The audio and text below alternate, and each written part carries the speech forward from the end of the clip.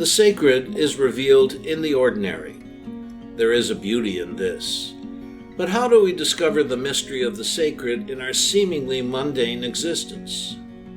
Welcome to Revealed, a podcast sponsored by Resurrection Catholic Parish in Green Bay, Wisconsin. Let's join our hosts, Katie McAllister and Tony Pickler, as they explore the lives of people, organizations, and resources that will help us delve into the sacredness of the ordinary.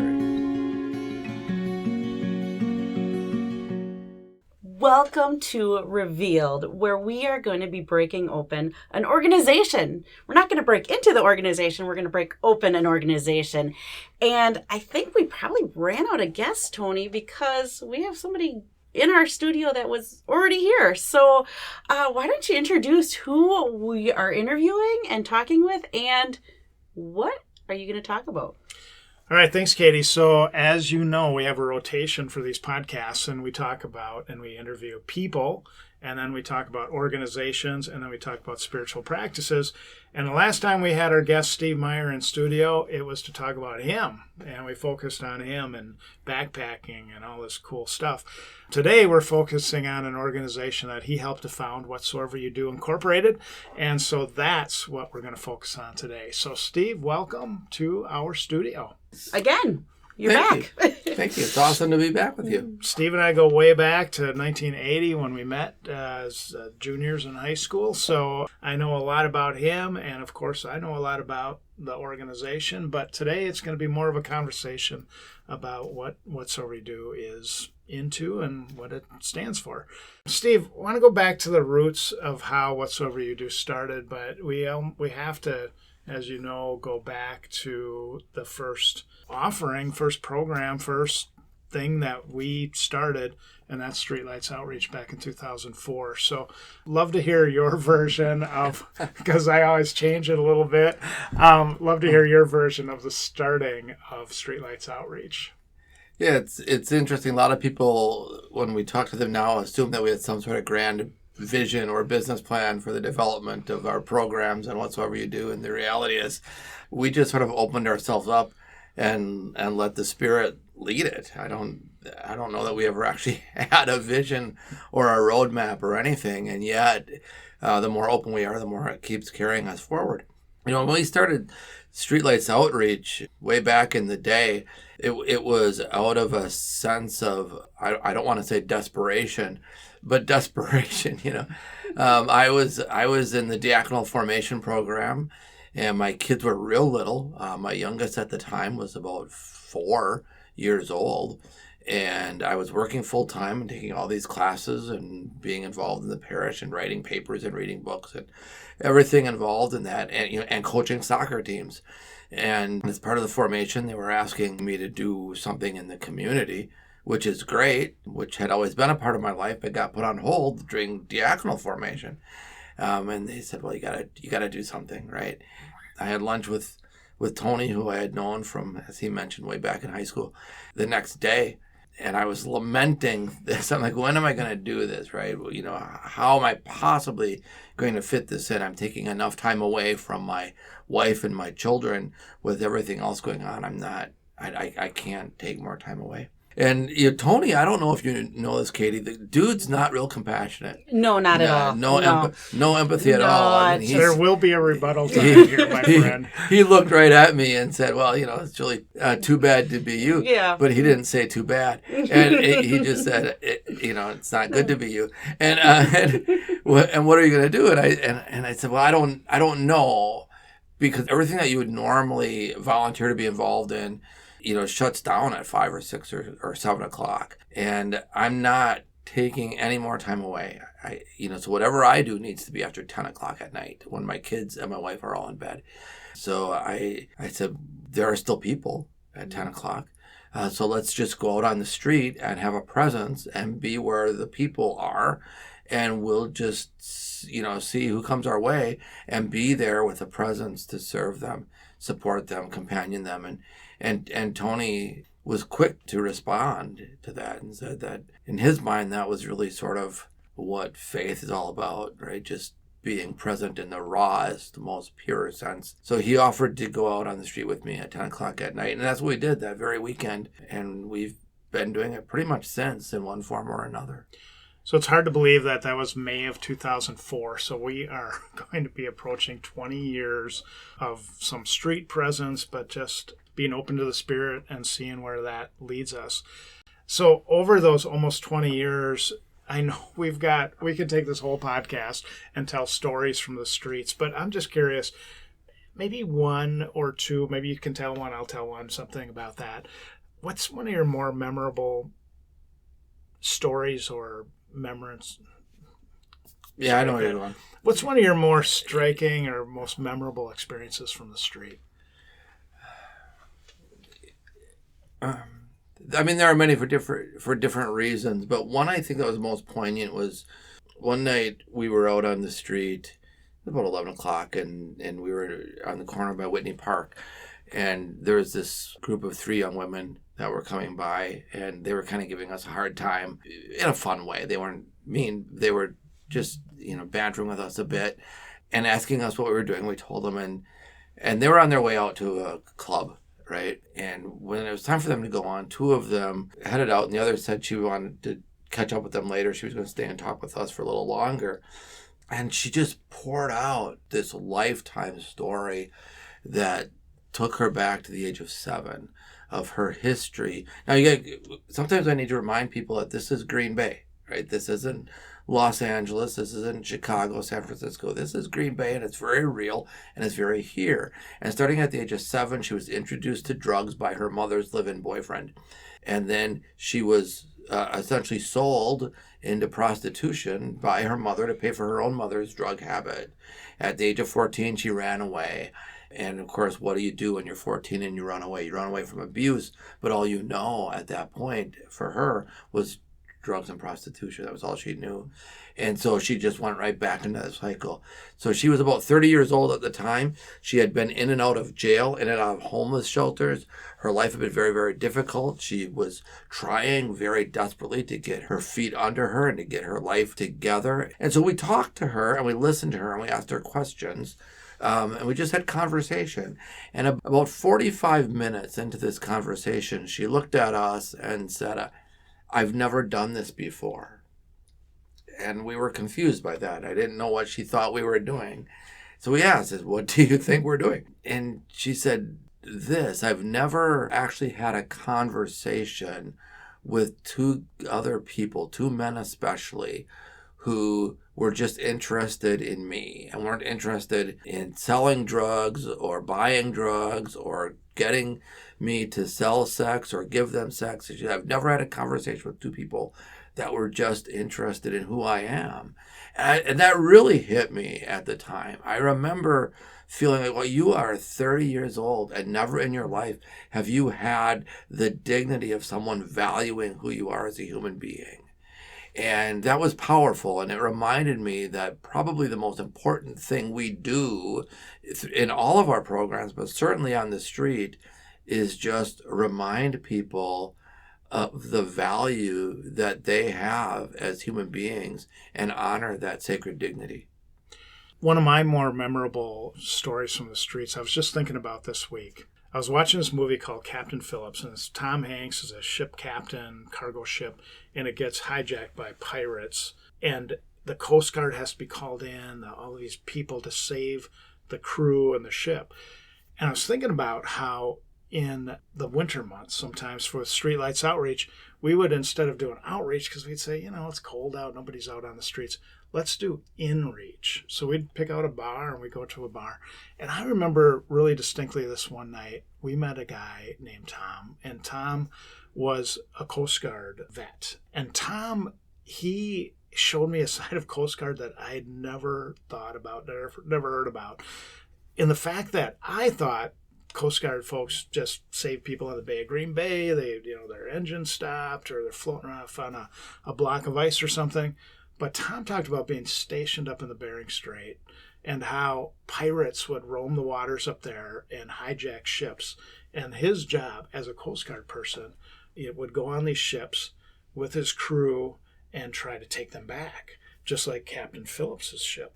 And the gore of the stories he was pouring out to us that night about shootouts and about people being killed.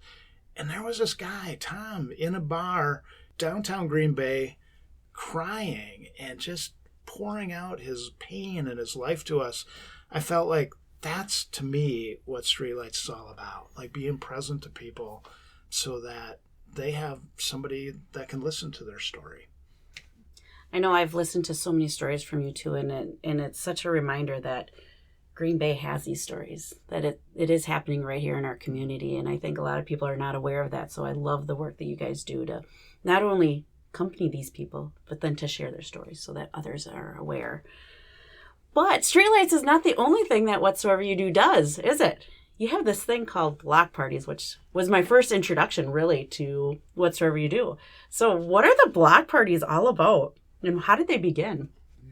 So they actually grew out of the work on the streets because we had started to take a grill with us out on the street late at night. We were just grilling up hot dogs and giving it to people and having conversation. And then we decided we should maybe scale it up and do it a little earlier in the evening. So we started doing these Streetlights Outreach block parties in at-risk neighborhoods, right?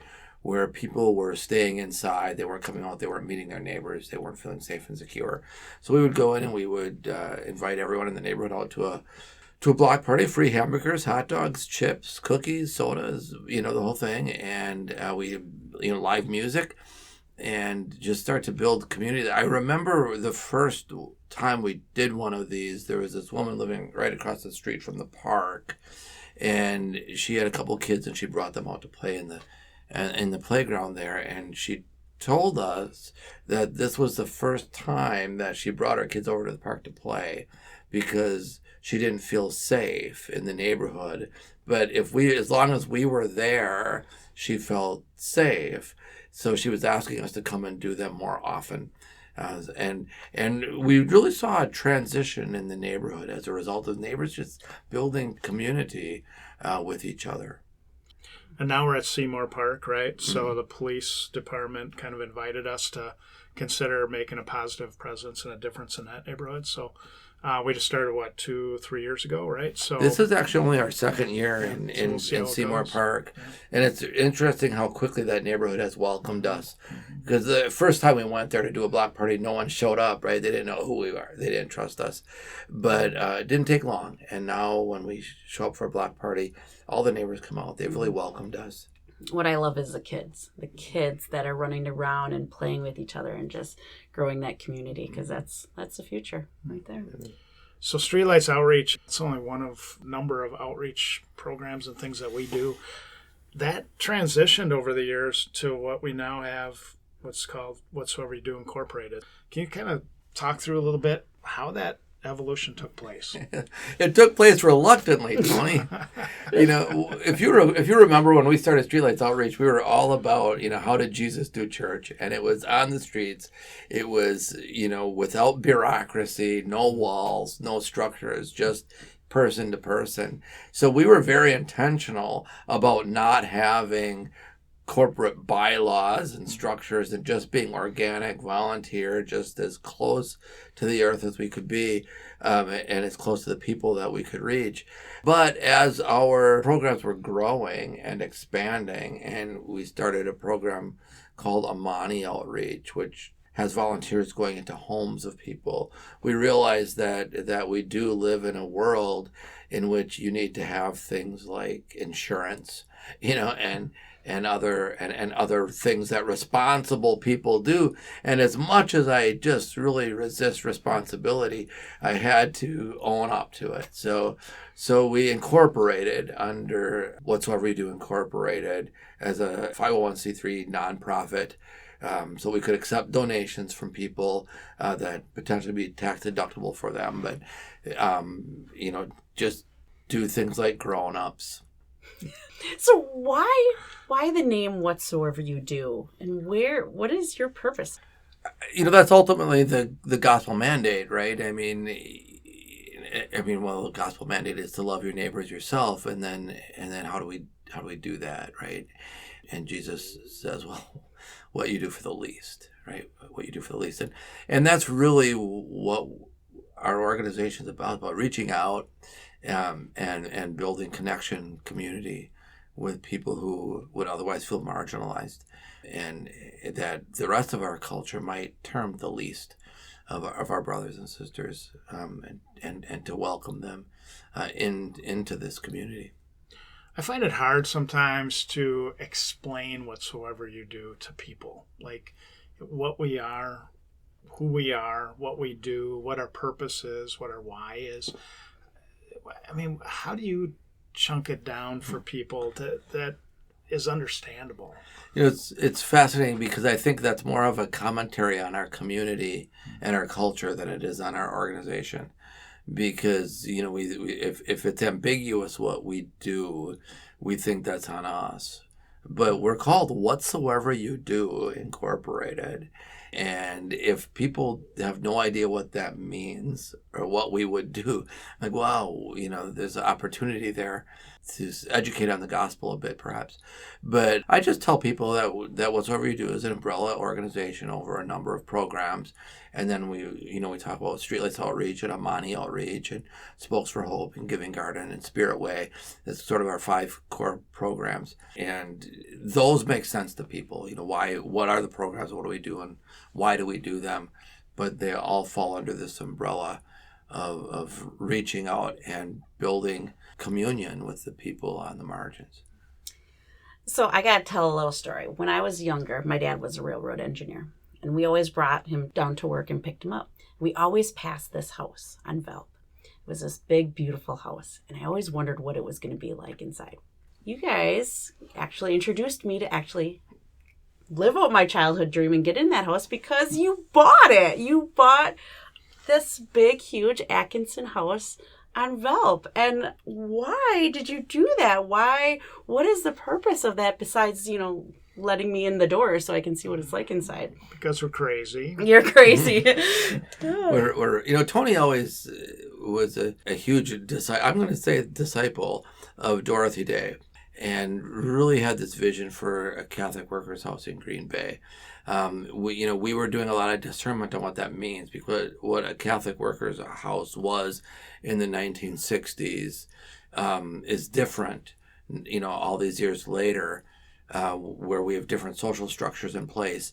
But there's still a need to build community and belonging and bring people together, and we're trying to understand that. But as we model after that, we were looking for places to build on the spirit of Dorothy Day, a Catholic workers' house, a type of place where people could come together, share a meal, break bread, prepare the meal together, and be one with each other in that spirit of the gospel. And this house came up with a tremendous history in the city. It just happened to be in a location where the neighborhood developed differently than that property.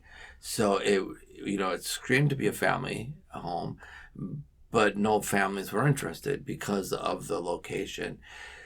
So it had been on the market for a few years, and we thought, what a great place to welcome the family of humanity around table together. So we made a lowball offer, and the Atkinson family was, really compelled by what we were doing and accepted our offer.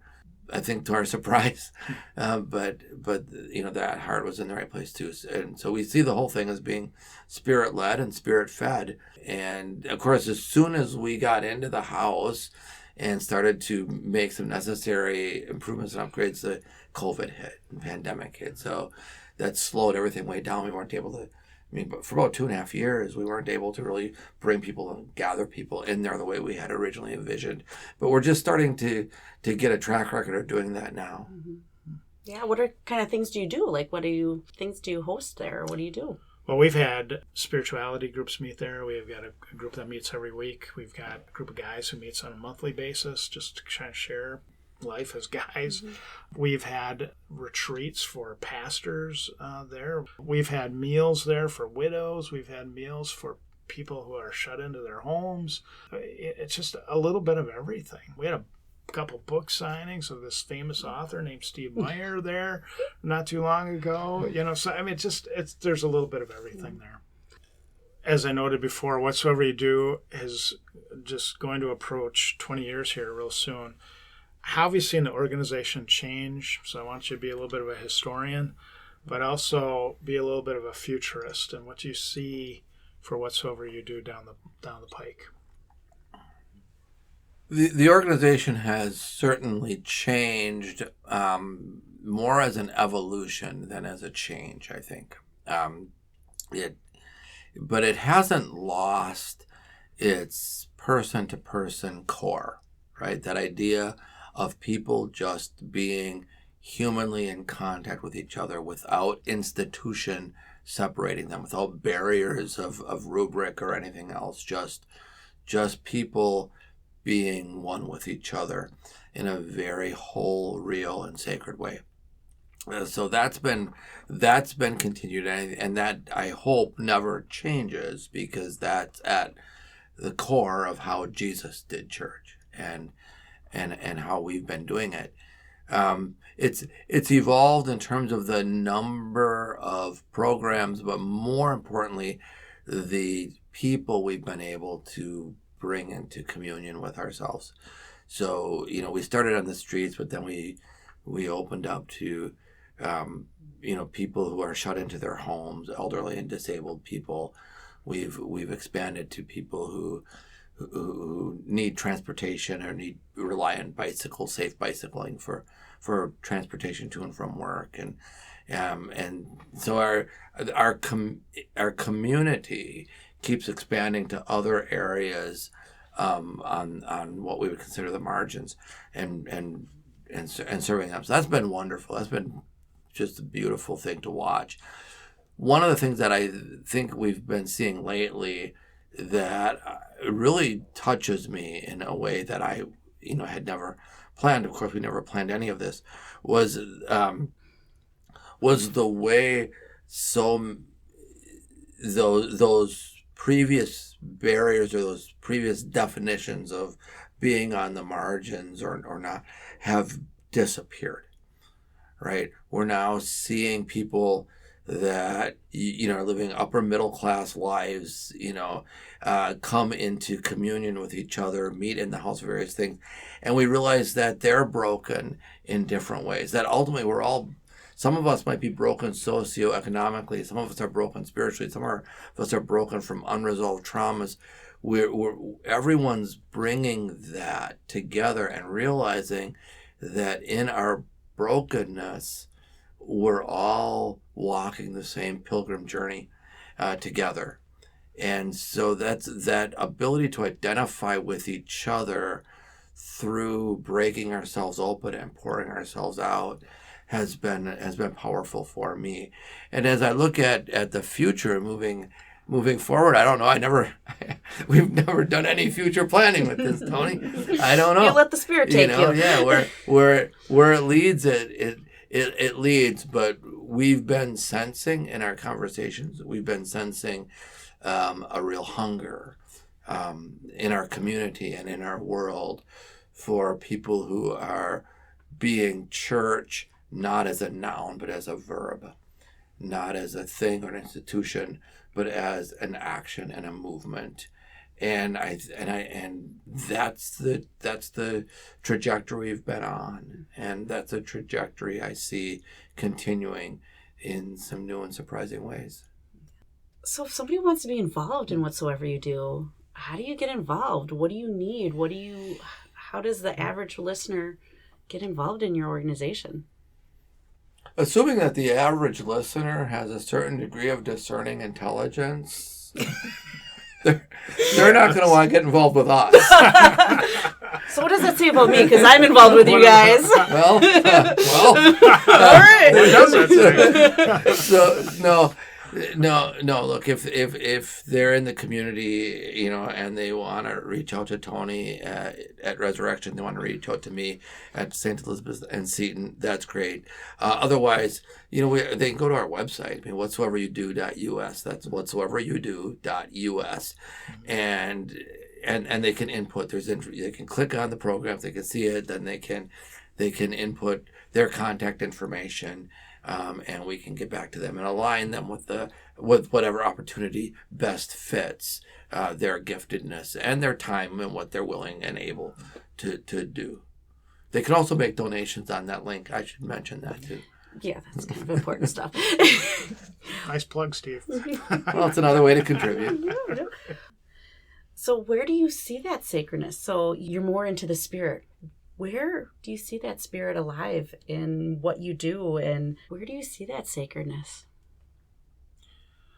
I feel like we see the spirit alive, the sacred alive in the people that we meet, be it in the park, at the bike program, the senior who's shut into their home. I feel like I just heard a talk the other day by Dr. Paul Waddell on friendship. And he talked about the changing nature of community and friendship.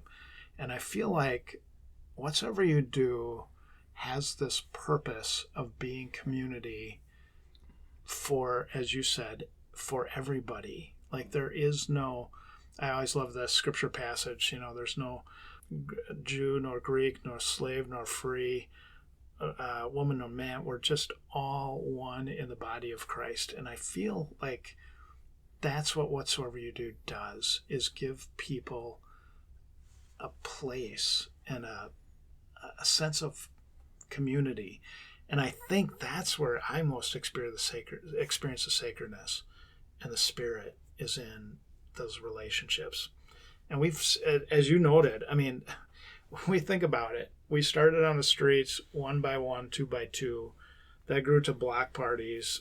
First one had 35 people, I think. Now we see hundreds, thousands of people every year. And there's a sacredness in that, in the relationships that are being built there. How about you, Steve? Yeah, I think this spirit is alive very much in the interaction with each other, in the life that's shared and discovered in and through one another. I want to go off script a little bit and finish this podcast by you telling a story. And it's the story about meeting the guy on the street who told us our purpose. Yeah. I told that story. Well, let me tell the story first. After our first summer out on the streets, we had been going out every Friday or Saturday night from early May, and now we were like in early October. So we had been like 6 months doing this, and the nights were getting cooler. And I looked at Tony one night. It was kind of quiet. We were sitting in lawn chairs out on the corner. And I said, ask them, how are we going to gauge the value of this effort? How do we measure it? And he looked at me with a certain level of confusion, like I don't really understand life, which he does often. And so I explained further. I said, look, we've been coming out here for 6 months, at least once a week for a couple of hours. We've met a lot of people. We've talked to a lot of people. But the number of people that we've actually helped, the number of people that we've helped get to the shelter or get food because they hadn't eaten, we could count those on our fingers. So how do we actually measure the value of this effort and whether or not it's worth it to continue? Before he could answer, this guy walks around the corner. He's wearing a gray hooded sweatshirt, hands in the pockets, and he asks us, what are you guys doing? By this point, we had our spiel, right? We've been doing this all summer, and we had the question. So we're like, we're out here, and we're just making ourselves available to people who need a little assistance, a little support, a little help. People who are homeless, people who haven't eaten. So if you ever find yourself in that situation, or someone in that situation, we're your guys, right? We're here for you. And he shook his head. He just shook his head and looked at us and said, that's not what you do. And then he went on to say, here's what you do. You guys come out here every week and you just look people in the eye and you see into their hearts and you remind them that they're good people. They don't get that anywhere else.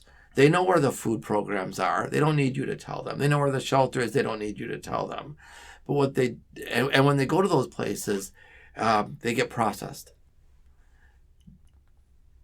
But when they come here and they bump into you guys on the street, you look into their eyes, you see into their hearts, and you remind them that they're good people. And no one else does that. And that's what you do. And then he turned and walked away. And I looked at Tony and said, never mind. And we looked back up to see where he had gone. He just had disappeared. He had just disappeared. And so I remember asking, some colleagues of mine up at St. John's University, after telling them the story, I said, so what do you think? Is this a guy, or is this an angel, or what is this? And they said, well, it can be both, right? And they're right, of course. But it is that sense of a messenger coming to us when we needed it, reminding us of what our purpose was, because we thought our purpose was to help people, and we went home and we completely reframed the purpose and mission of our organization, first and foremost, to provide a positive presence, to walk with people. Well, I cannot thank you two enough. I know, Tony, we're usually here together, but Steve, thank you for coming in again. And thank you for the work that you have done over the almost 20 years, and really making a difference in Green Bay and beyond. Well, it's a pleasure. Thank you. Thank you for inviting me.